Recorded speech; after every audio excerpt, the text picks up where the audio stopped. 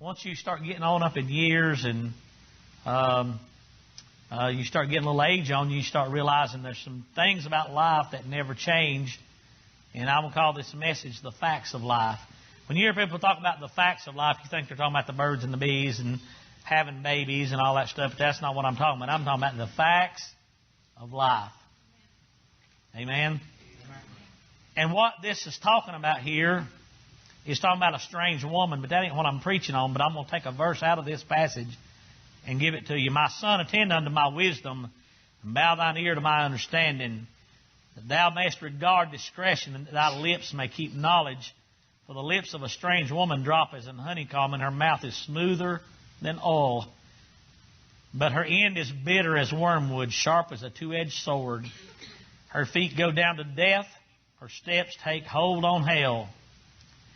Lest thou shouldest ponder the path of life, her ways are movable, that thou canst not know them. That's what I want to look at. That first part of verse 6 said, lest thou shouldest ponder the path of life. What he's saying is the path of a wild woman, unless you ponder the path of life, you can't know what she's doing to you. If every young man in the world would read Proverbs chapter 5 and chapter 6, really, if you'd read the whole book of Proverbs and really take it to heart, you'd stay away from them pretty women that flutter their eyes and smell good. You'd stay away from Paris Hilton and Britney Spears and all them women like that and marry you a homely, ugly girl that can make good cornbread and run around barefooted in the woods and knows how to skin a catfish. Amen? That's right, brother. You'd rather have one that can work and got corns on her feet and knows how to cook and balance a checkbook. I'm glad I didn't marry an ugly one, thank God. But let me clear that up. But you'd be better off to marry an ugly one than to get a pretty one that you couldn't keep. One that's going to ruin your life. Boy, I about ruined my life right there. I started seeing my life flash before my eyes, and it's scary. But anyway, Christ, getting hot up here. Lord have mercy. I'm about sealing my doom right there before I got started. But anyway, I ain't preaching about none of that, but I'm just saying the facts of life. The Bible said, Job said, how shall a man prolong his life? He said, my life is like wind. David said, my enemies tread down my life. The psalmist said, show me the path in life. David said, the Lord is the strength of my life. Whosoever finds wisdom in Proverbs 8 finds life. Proverbs 13 said, he that keepeth his mouth keepeth his life. If you keep your mouth, in other words, if you kind of keep a discreet mouth, keep what you know to yourself. Don't blab and jab everything you know. Amen. Brother, listen. Oh, well, if I told everything I know, we don't want to hear it. Amen. But the Bible said, but he that openeth wide his lips shall have destruction. But the Bible said, Proverbs 14:27, the fear of the Lord is a fountain of life. The Bible said, Proverbs 15:4, a wholesome tongue is a tree of life. Understanding is a wellspring of life. Proverbs 16, the Bible talks a lot about life. Life. There is some facts of life that you learn. And brother, most people don't learn these. Some people spend their entire life and never learn the facts of life. I'm going to give you a few things this morning about life that you need to learn, and your mom and daddy ought to teach them to you, and you shouldn't have to go to school to learn them. But brother, listen, a good, God-called Bible preacher should and will preach them to you. Brother, listen, you shouldn't have to go to school, to a public government school, to learn what I'm going to preach to you this morning. Brother, I'll tell you, it's a crying shame that kids go to a public school, at the average government-run school, and they tell you that it's all right for two boys to love each other, and that's perfectly normal. They're lying. It's not normal. It's abnormal. Brother, listen, it's strange flesh. It's ungodly, and it's wicked. There's nothing normal about that. Nothing normal about it. Dogs don't do it. Cats don't do it. Birds and fish, none of those things in the reproductive system in nature do those kinds of things. Human beings wouldn't do it if they wasn't possessed with evil spirits. Say, preacher, I just don't agree with that. Well, you can hit the door if you don't agree with it, because it's the Bible. It's a crying shame that little kids get brainwashed. Brother, I'll tell you the facts of life. I'll give you this, number one. Life is a gift, brother. Amen. It's a gift.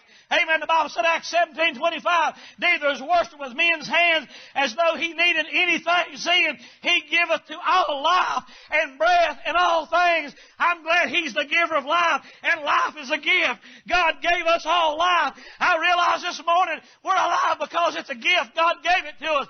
We're alive this morning because our heart's beating and our lungs are working and the blood's running through our bodies. It's because it's a gift. God gave us life. Hey, brother, you ain't got no right. Listen, if you mess up your life and you girls get pregnant, you don't have the right to abort that or terminate that pregnancy. It's a gift, God. Listen, you might have done something you shouldn't have done, but you don't have the right to terminate something. Listen, brother and sister, the only thing you can do is make the best out of a bad situation. Amen, brother. Life is a gift, the Bible said. Job 33:4, the Spirit of God hath made me, and the breath of the Almighty hath given me life. I'm glad God gave me life. You might say, but life ain't worth living. I've heard teenage punks say that before. Let's be honest, everybody said that before at some point in your life. You get discouraged, you get depressed, lose a job, flipping burgers, and say life ain't worth living. Your little pimple-faced boyfriend breaks up with you, and life ain't worth living. You ought to rejoice and have a party. Your girlfriend breaks up with you. My God, you ought to throw a party. That's right. Life ain't worth living. But I guarantee you grow a lump somewhere in your body. And the doctor says, we don't know what that is. We'll have to go in and do a biopsy. You'll change your tune, bless God Almighty. You'll start praying and you'll say, I didn't mean that. Hey, brother, life is a gift. You'll say, oh, God, I didn't mean it. I do want to live. I want to get better. I want to be well again. I don't want to be sick. I don't want to leave this whole world. Life is a gift, brother. You better thank God you're here. I know this is a messed up world. And our nation seems like it leads the world in sin. But I'd still rather be here than to be anywhere else. I love America, and I love to see the flag. I love to see the flag waving. And I still love to hear them sing the Star-Spangled Banner. I still love seeing F-16s fly over the stadium when they sing the Star-Spangled Banner or God Bless America. I still love the United States, and I'm still glad I'm here. Amen. I stood over Mom and Daddy's grave last week, and I was standing there, tears in my... It might sound crazy, but I said, Daddy, I'm still here. I'm still here. I'm still preaching. I'm trying to give it everything I got. I ain't doing a whole lot of good. I'm not doing great, but I'm still here. I'm glad I'm alive. Thank God, brother. Life is a gift. You young people ought to seize the moment and be thankful that you're here and do what you can with what God's given you to work with. My God, if I had your energy and what little tiny bit of sense you got, I'd turn the world upside down. You don't know how blessed you are to have so much energy and so little bit of knowledge. That's a blessing. Knowledge puffeth up. You get a lot of knowledge, it ruins you. You get so smart, you ain't no good anymore. It's a blessing to be stupid. You don't realize it. Ain't it? Ain't it right there, right, Duty? See? Ignorance is bliss, ain't it, brother? See, me and him knows that we're ignorant. We know it. We're happy about it. Glory to God. We're the village idiots, ain't we? Hey, brother, I know I'm ignorant, and I'm glad of it. I say, I've gone through life for years acting like I don't know nothing. How you think these people help me do stuff? How you do that? I know how to do it. I just step back and watch them, Brother Sam. A lot of doggone. Is that how that works? If I finally can't get no help, I just do it. But I make sure there ain't nobody around. Amen? That's right, brother. I catch my wife rebuilding stuff sometimes. Just ain't that where the pressure plate goes up against the clutch and the flow out there, and I go, what? What? What'd you say? Nothing. I said, ain't that the prettiest bird up on that tree? She knows how to do that junk. Woman, go in there and get that wheel puller and get back out here. She goes, tell him. I know I shouldn't tell him that. Ignorance is bliss.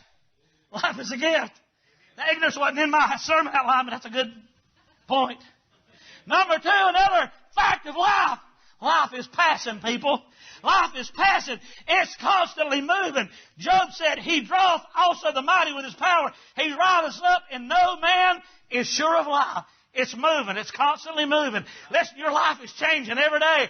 Listen, I know that you think every day is going to be like today, but it ain't going to be. When you're 18, 19 years old, you make decisions that will last until you're 75. But in 2 years, you'll look at life differently. 24 months. I promise you, when you're 17, you're in love. Can't live without Him. Oh, God, I can't sleep. And you write His name on everything on your wall. Tattoo His name on your body. You're out of your mind. You're crazy. We had a woman in our church tattooed a guy's name on her foot. And he left her. His name was Mark. So she put Mark 13, 14 or something like that. Changed it to a verse of Scripture. Debbie said, what was you going to do if his name would have been Jethro? What was you going to do? She tattooed a sunrise on the back of her back here. Debbie said, you made a big mistake right there putting a tramp stamp on your back. She said, why? She said, what are you going to do when you get old and it's a sunset? All that starts sagging. People don't think, brother. She said, you're young and pretty now. What are you going to do when you're 60 and all them wrinkles and all stuff is hanging way down here? And the sun sets down and bumping back of your kneecaps. Yeah, I'm telling you, life is passing, brother. Oh, that stuff may look cool when you're young. I got a tattoo right here. Y'all don't even know that, did you? I got a big old spider. It looked cool when I was 18. It looks stupid now. The spider was bright red and blue and now it looks like a sick little fat angel. Faded. The red is faded to pink. It looks gay. I'd take a sander and take it off if I was man enough to stand the pain. I ain't kidding you, brother. That's stupid. Why'd you get a spider? Because I said, how much can you get for a $20 bill? Are you have that spider? Or Mr. Whatchamacallit over there, or Casper the Friendly Ghost. I'll take a spider. That looks cool. At the time, it seemed like a good idea. But when I sobered up, I said, that's stupid. Now, all these years later, I got kids, and every time my kids looked at when they was little, Daddy, why'd you get that spider? I'm like, oh. Life is passing, brother. And now, listen, I'm saying life is moving. Life is passing. It don't stand still. It don't wait on you. It keeps moving. It keeps changing. Number 3, life is changing. My next point, you look at things differently. You approach things differently. You care about things you didn't care for. Your priorities change. Life is changing. It's not only moving, but it's changing completely. I remember I used to think when I was young, certain things was just the most important thing in the world. Now I don't even care. Amen. I could care less. I used to think, you even think I'm crazy? I used to think how I wore my hair. I used to drive to church since I was a preacher. Before, when I had some hair, I'd ride to church with the windows up before and didn't have air conditioning. And sweat going to church just so the wind wouldn't mess my hair up. Going to church.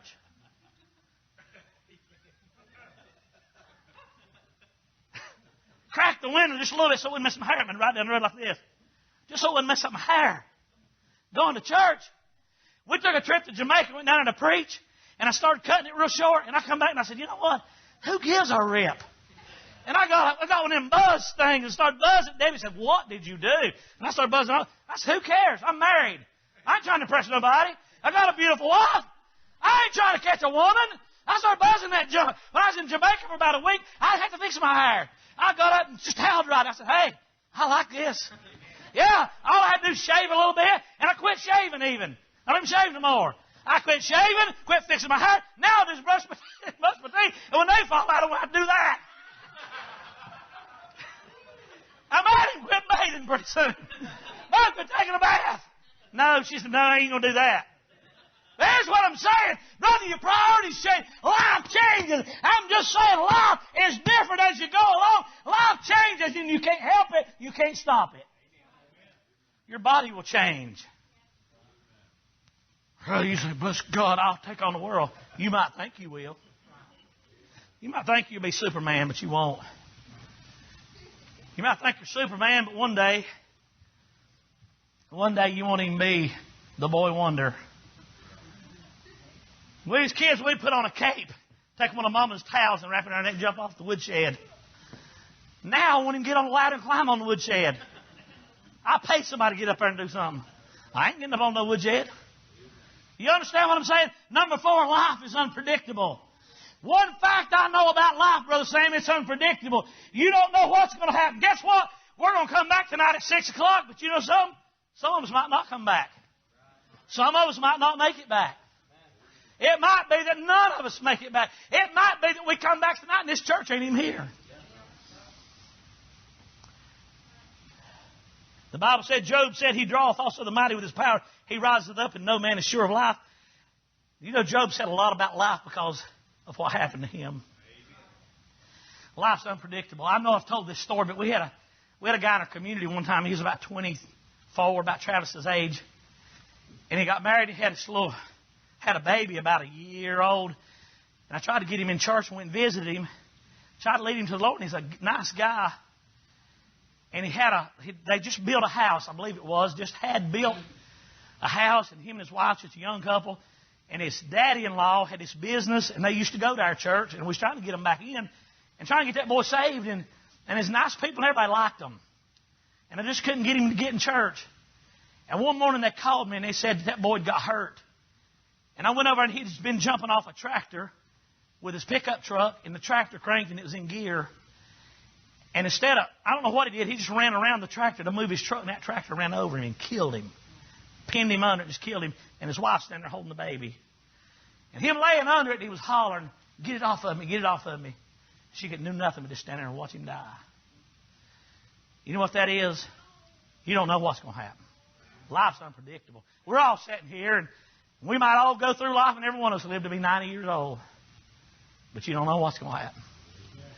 There could be somebody sitting right here this morning, and cancer's in your body right now, fixing to finish you off. Could be me. You could have a few heartbeats left, or I could. I ain't trying to scare you. I'm just telling you, life's unpredictable, brother.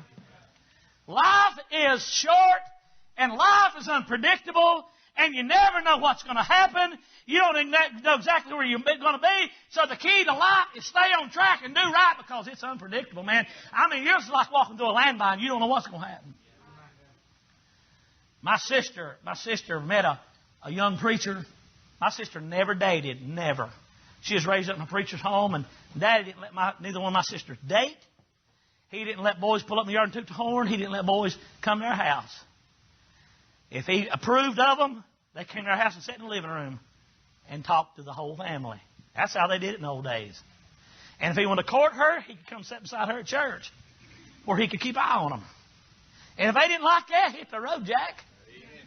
So she got married when she was about 20, 21. She married this young man, and he became a preacher.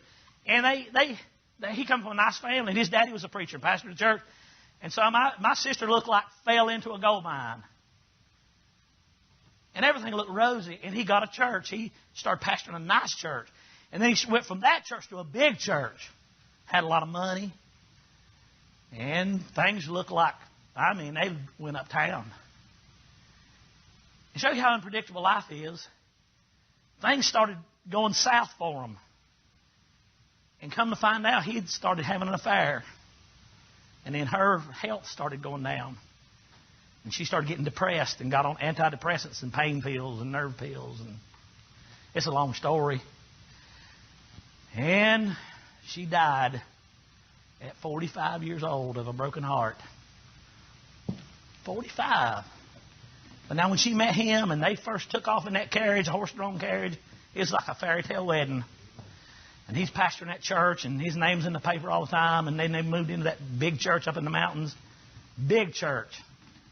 It looked like success was wrote all over their lives. And then a bomb dropped in it. You know what that shows you? Life's unpredictable. Then this other woman came along. Pow, it just blew to smithereens.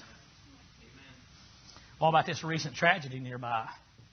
Who would have thought those young people, just in their 20s, a few years ago when they got married, nobody would have ever dreamed anything like this would have happened just a couple of weeks ago?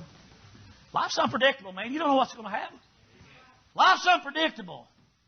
Number 5, let me say this. Life is choices. You're where you're at this morning because of the choices you make. There's folks that's not in church. There's folks that don't have a good relationship with the Lord because of the choices they've made. There's folks that's where they're at, and they say, this is where I'm at because of this and because of that, and they blame this and blame that, but it's really not about that. It's about the choices you've made. I know people all the time saying, well, the reason I'm so messed up, my daddy beat me, and I know that stuff in your past can mess you up. I understand that, but you know what? You can rise above that stuff. Anybody can. Man, I know people have been through some bad stuff, and they rose above it. Anybody can. I mean, them people in the Bible, I mean, you look at Paul and all them apostles and stuff they went through. I mean, they killed them. They drug them through the street and skinned them alive and all kind of stuff. And I mean, just because your daddy wouldn't give you chocolate ice cream, made you eat vanilla, you're going to mess up your life the rest of your life, sit around whine about it. It won't work, won't pay your bills, and you're going to complain and whine. That ain't no excuse. Pick yourself up and dust yourself off. Don't make the rest of everybody's life miserable because you had a bad childhood. Don't be miserable and don't punish yourself and everybody else because of something happened in your past. I mean, look forward, forget what's behind you. Life's about choices. Make the right choice and live with it. I always try to teach our kids, when you make a bad choice, just own it. It's yours. Just try to make the next one. Try to make a better choice and go on and own up to it and just go on and try to do better. Don't blame the rest of the world on your bad choice. Number 6, life is short. Boy, ain't that the truth. You don't realize that as much until you get a little older. Y'all have heard me say this 1,000 times. Daddy used to say it all the time. Boy, older you get, the faster life's going by. I used to think he was crazy, but it really does seem that way. The older you get, the faster it's moving. Faster. You get closer.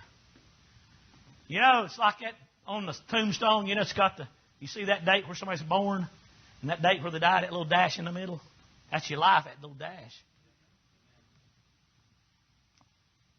Our days on earth is a shadow. Job said, remember that my life is wind. Psalmist said, for my days are consumed like smoke. It's like grass. The Bible said it grows up and then it's just cut down. All the grass, Brother DeWitt, that you cut last summer, all this grass just kept growing, kept cutting. Then all of a sudden it's gone. Like smoke coming up on the fire. It just comes up and then it's gone.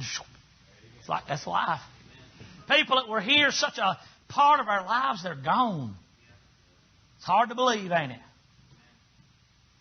Short. Life's short, man. Make the best of it. While he comes to the pen, I'll give you this last, number 7. The fact of life is yours. Life is yours. It's up to you. Your life is yours. Ain't nothing to do with your life. Well, preacher, it's your fault. It's my mama's fault. It's my daddy's fault. And no, it ain't. It's your life. This is yours. You have to make your own choices. Your choices always affect other people, and you have to live with your own choices. And once your life is over, you can't come back. Your life is your life. It ain't mine. My life is mine. The way my life's turned out, the road that I chose and the road I've traveled is mine. There ain't nothing you can do about it. And when I stand before God, I can't say, Lord, them people at Grace Baptist Church held me back. He'll say, that's the road you took. That's the road you chose. They didn't make you do nothing. Amen. This is my life. I'm here because of the choices I made, and I'm living my life. You got to live your life. Don't let nobody else live your life. Don't let nobody else tell you you got to do this and you got to do that. What you live is up to you. It's between you and God. Well, society says we got to do this. You don't got to do nothing. You got to operate by the dictates of your heart and your conscience. And you know what's right and wrong if you live by what the Bible says. Because you got to face God, and we don't care what the government says and what society says and what the television says, what Hollywood says. We could care less about any of that stuff because they're wrong 99% of the time. The majority rules, but the majority most of the time is wrong. Amen? Most of the time they're wrong. So your life is yours, and you just gotta decide what you're going to do with it. Young people especially, when you get on up in years and you're 50, 60, 70 years old, you've already lived your life. But you young people need to be thinking about it, what you're going to do with your life. You really need to think about it. Well, preacher, I got plenty of time. No, you don't. No, you don't. If you're 15 years old right now, or 16 or 17, you better be deciding right now what you're going to do with your life. Because time you get 20, guess what? It's almost too late because you've already set your course on what you're going to do. And once you get your course set and you start down that road, it's hard to turn it around. Once you fall in love and get married and you get a career course set, I mean, you can make some changes, but once you get... Y'all know what I'm talking about, don't you? Every adult in here knows what I'm talking about. Once you get a certain path, once you get married and have a couple kids, you tell me how easy it is to change that. Tell me how easy it is to change that. You can't. You can't. Because you're chained to that person till the day you die. Till the day you die. Oh, I can make changes later. You need to make up your mind right now what you're going to do with your life. And do the right thing. And do what God wants you to do. Whatever that career choice is, or whatever college it is, or whatever work you're going to do. And serve God. Live for God. Make God your number one priority and serve Him. And stay with it until the day you die. And God will honor that and bless that. I had a woman in my office. One day she said, I just don't know what to do. I don't know what to do. And I told her what to do. It's real simple. It ain't brain surgery, brother. I could tell a rocket scientist sitting in my office how to straighten his life out in 5 minutes. I ain't a genius. I can tell you how to do it. And then she still kept crying and said, I just don't know what to do. My wife said, He just told you. Commit your way to the Lord. Go to church, read your Bible, and pray. And put God number one in your life. And don't ever change that course. And your life will change. Less than 30 days, you'll see a difference. I said, I guarantee it. Stake my life on it. I'll give you everything I own, sign every title, every car, and everything I own, my house, everything. If you don't see a difference in less than 30 days, it'll work. Pay your tithes, go to church. Every time the door's open, I guarantee you it'll work. You know what she did? Got up and walked out, and I ain't seen her since. She ain't willing to try it. You know what people want? They want to roll up her sleeves and you give her a quick fix, an emergency microwave, automatic, instant. It don't work like that. You come to this old-fashioned altar and commit your way to Him and say, look, Lord, my life is your life now. And if you say give 90%, that's what I'm giving. And if you say go to church 4 times a week, that's what I'm going to do. And if you say never work on Sunday, bless God Almighty, I ain't never working on Sunday. That's what we're going to do. If that's what it takes. That's what I made a decision to do 35 years ago. It's worked for me. Are you rich? Nope, but I'm happy. You just got to commit your way to Him and make up your mind what you're going to do because this is your life. Amen. And then you can live with yourself and then you can face Him.